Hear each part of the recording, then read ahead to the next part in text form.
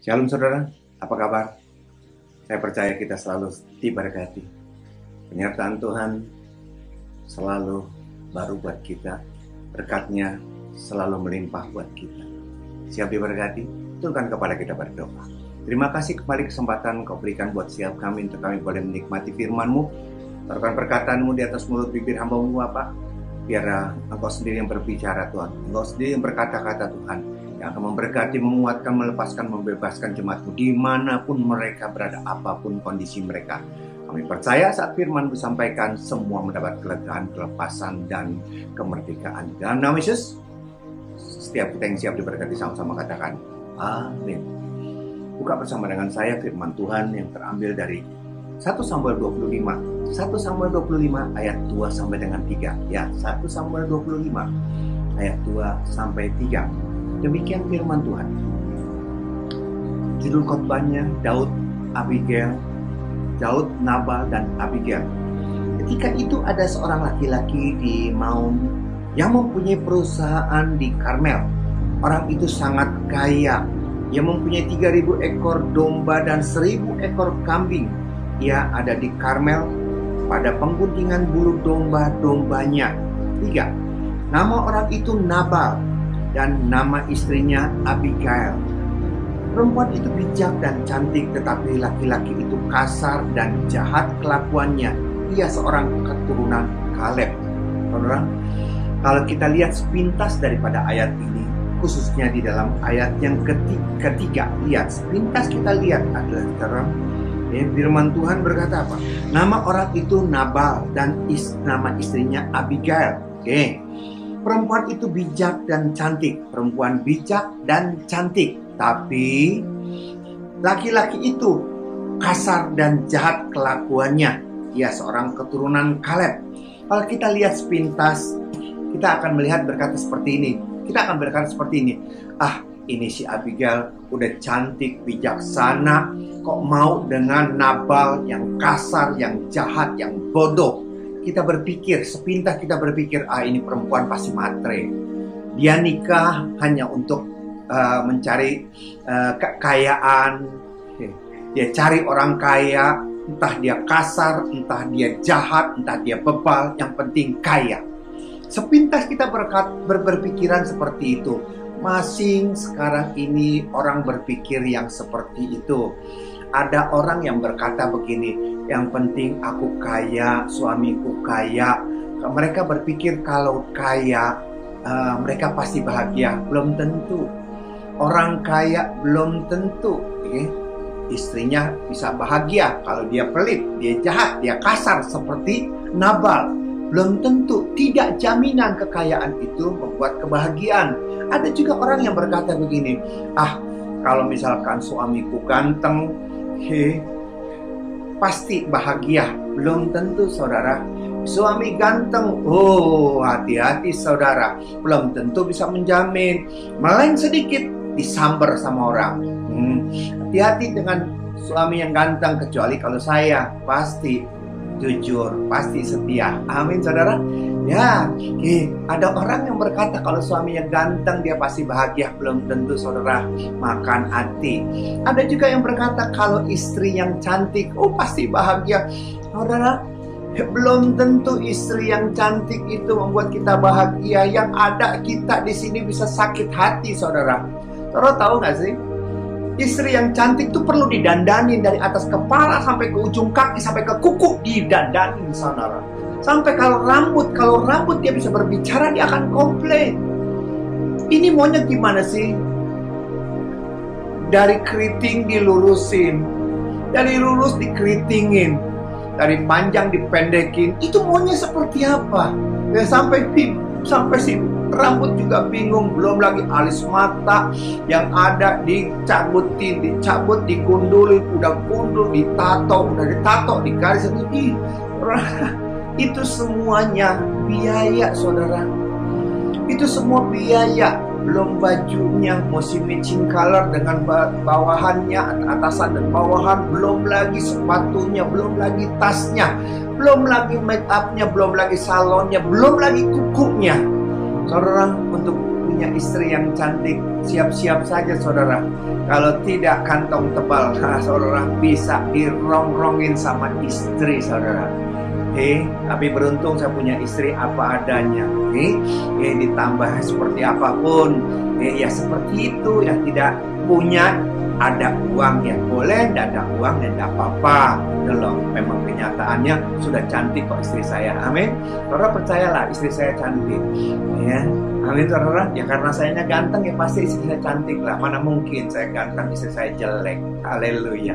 Saudara, demikian juga Abigail. Dia berpikir. Ini secara kasar saja. Orangnya cantik, bijaksana. Kok mau nikah dengan Nabal?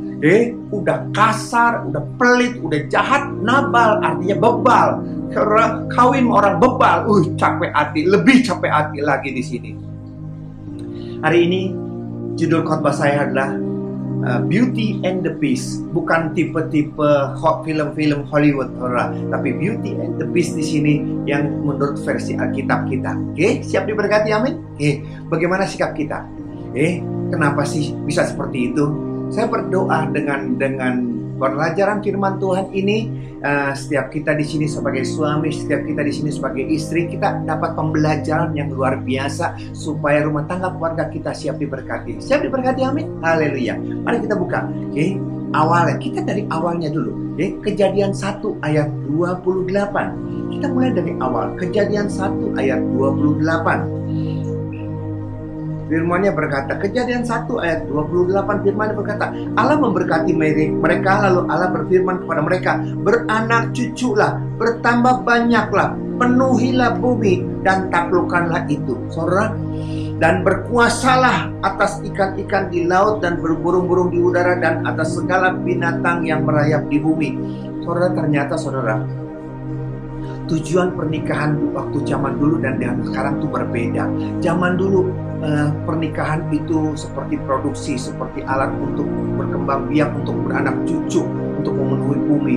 Jadi tidak dilihat lagi di sini antara dia suka atau tidak suka. Pokoknya anak cucu di situ, bertambah banyak di sana, penuhi bumi. Tujuan utama daripada pernikahan itu seperti itu. Ini yang terjadi. Kita bisa lihat contohnya. Kita bisa lihat contohnya dalam Kejadian 29. Kejadian 29 ayat 31-32. Ayat 31 sampai dengan 32. Ketika Tuhan melihat bahwa Lea tidak dicintai, dibukanyalah kandungannya. Tetapi Rahel mandul. Lea mengandung lalu melahirkan seorang anak laki-laki dan menamainya Ruben, sebab katanya, sesungguhnya Tuhan telah memperhatikan kesengsaraanku, sekarang tentulah aku akan dicintai oleh suamiku, dan seterusnya dan seterusnya. Orang ini ceritanya, kalau saya melihat cerita ini, sepertinya kita tuh gak ada kerjaan. Kerjaannya cuma bikin anak dan bikin anak. Yakub kerja dengan Naban, saudara, dengan Laban, saudara. Yakub seorang penipu, Laban rajanya penipu. Ini yang terjadi, itu mertuanya. Dia kerja di sana, kata si Laban, kamu kerja ya kerja, tapi kamu mau upahnya apa? Kamu sebut ya. Dan si Yakub suka sama Rahel. Dia berkata, oke, aku kerja 7 tahun, nanti aku dapat upahnya si Rahel. Namanya si Laban. Begitu semua berjalan lancar sampai dengan waktunya hari pernikahannya, itu si Rahel diganti dengan Lea. Dia tidak suka dengan Lea, mungkin matanya agak sedikit jelek, pokoknya kurang sempurna lah. Begitu besoknya dia lihat, loh kenapa ditukar? Aku kan minta Rahel, kenapa Lea? Dan Laban berkata, dasar si Laban, dia berkata, tidak pantas, kakaknya belum nikah, masa adiknya duluan. Ya udahlah. Nah kalau kamu mau adiknya lagi, kerja lagi 7 tahun. Nah udahlah, jadi 7 tahun dan 7 tahun. Itu yang terjadi. Saudara, kita lihat di sini Alkitab sepertinya nggak ada kerjaan. Kita lihat Rahel punya anak, Lea punya anak, Rahel mandul. Lea punya anak, Lea punya anak, 1, 2, 3, 4. Si Rahel nggak mau kalah. Dia langsung kasih, karena dia mandul, dia langsung kasih si Bilha, budak perempuannya, supaya dia punya anak.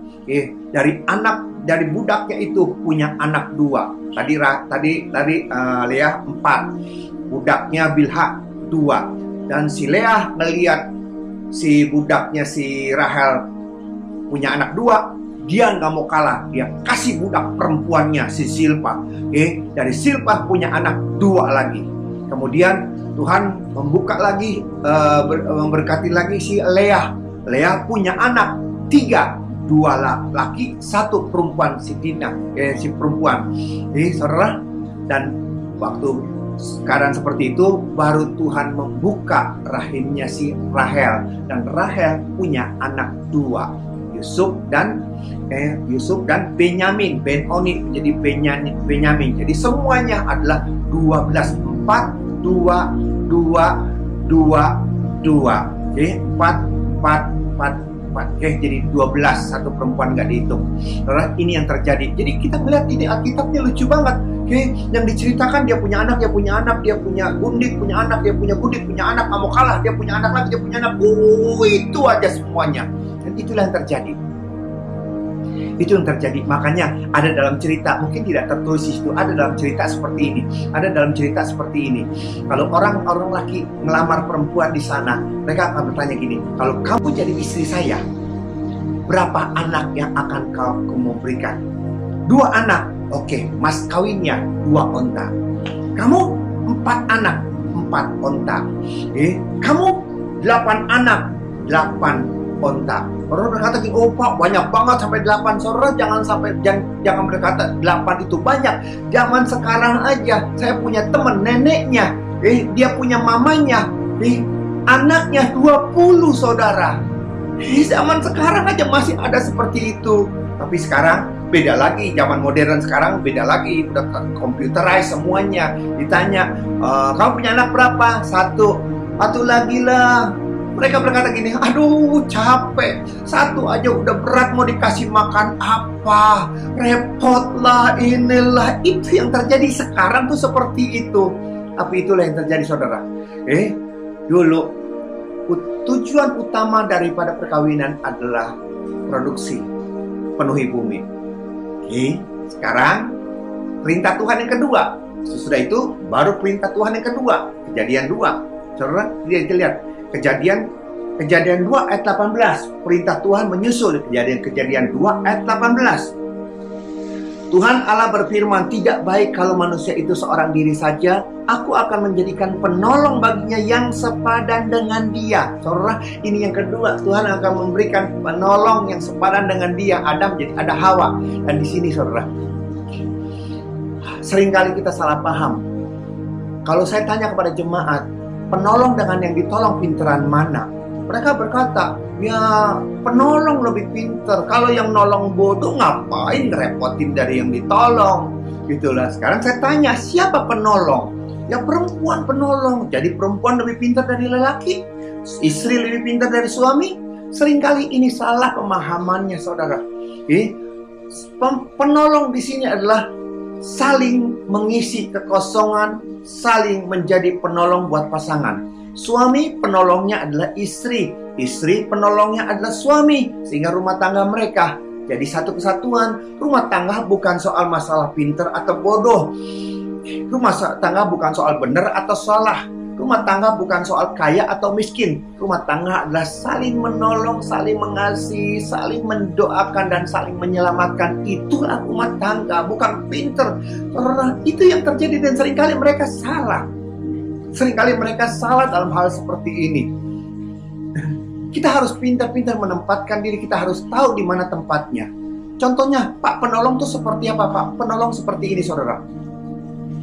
Saya lebih cenderung memakai pikiran saya, otak, logika, dan istri saya lebih kepada perasaan.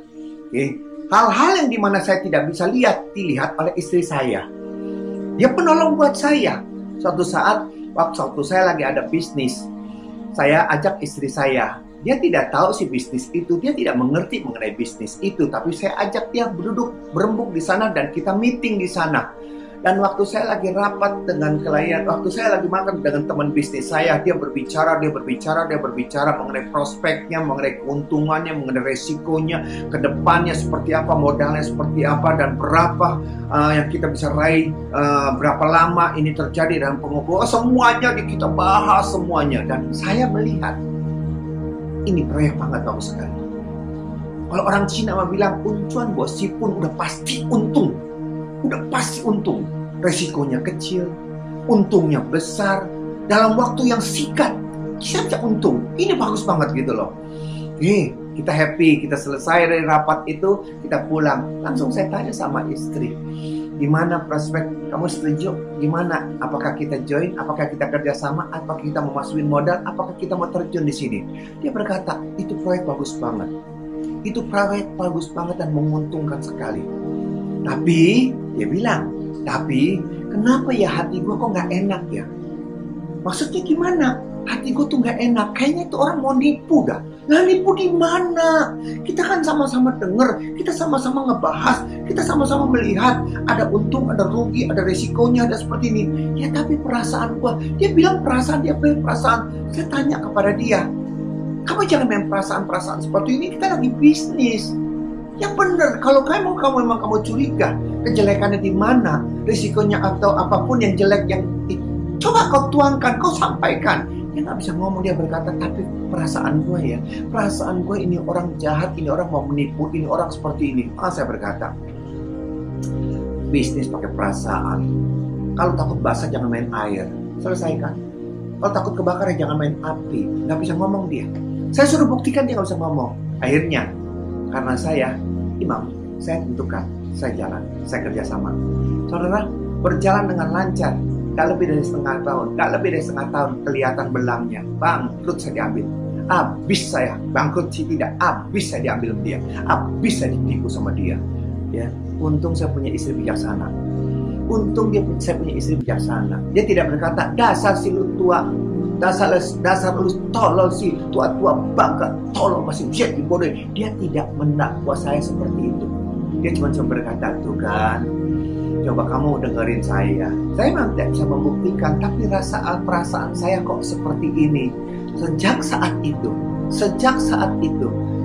saya kalau bisnis, saya ajak dia, saya dengar dia punya omongan, saya mulai hadapkan itu semua keraguan-keraguan kepada Tuhan, dan supaya jangan sampai saya tertipu. Ada amin saudara? Itulah penolong. Saya bisnis ditolong sama dia, dan saya menolong dia. Menolong gimana? Saya bisnis, dia kerja di rumah, dapur.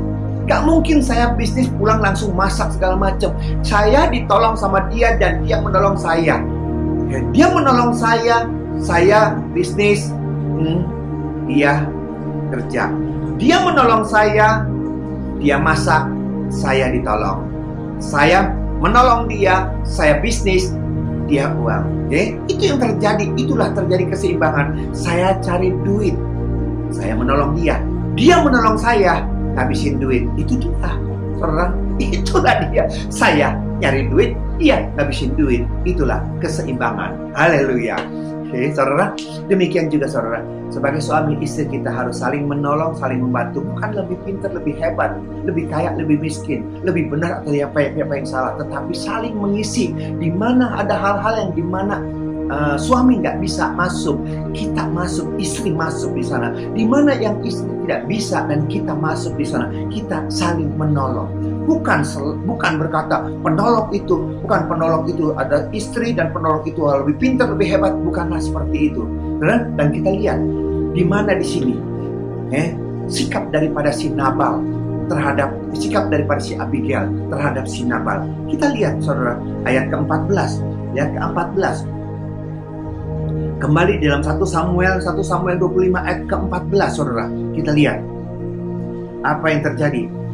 Tetapi kepada Abigail, istri Nabal, telah diberitahukanlah oleh salah seorang bujangnya, katanya, ketahuilah, Daud menyuruh orang dari padang gurun untuk memberi salam kepada Tuhan kita. Tetapi ia memaki-maki mereka, namanya istri Nabal kasar. jahat. Padahal orang-orang itu sangat baik kepada kami. Mereka tidak mengganggu kami dan kami tidak kehilangan apa-apa selama kami lalu lalang di dekat mereka ketika kami ada di ladang. Oke, saudara, ini yang terjadi. Daud mengirimkan orangnya saat Nabal sedang potong bulu domba, minta ada bagi rezeki lah. Nggak taunya dimaki-maki sama si Daud. Dan Daud utusannya pulang, langsung Daud berkata, siapkan tentara, kita bunuh semua laki-laki yang ada di sana, kita bunuh. Itu yang terjadi. Dan Abigail sesudah dia mendengar perkataan seperti ini, apa sikapnya dia? Ayat 18 dan 19, apa sikapnya dia? Lalu ia segera Abigail mengambil 200 roti, 2 buyung anggur, 5 domba yang telah diolah, 5 sukat bertih gandum, 100 buah kue kismis dan 200 kue arak. Dimuatnyalah semua itu ke atas keledai. Lalu berkatalah kepada bujang-bujangnya, berjalanlah mendahului aku segera menyusul kamu. Tetapi Nabal suaminya tidaklah diberitahunya. Saudara, ini yang terjadi. Abigail penolong buat suaminya. Dia tahu keadaan suaminya, pelitnya seperti apa, kasarnya seperti apa, jahatnya seperti apa. Dan saat masalah datang, dia langsung mengambil sikap. Dia mengisi kekosongannya. Dia mencegah kejahatan terjadi. Dia mencegah pembunuhan terjadi, menyelamatkan berapa banyak orang yang di sana. Ini yang saya mau katakan sebagai suami, sebagai istri. Jangan puas kalau diberikan harta.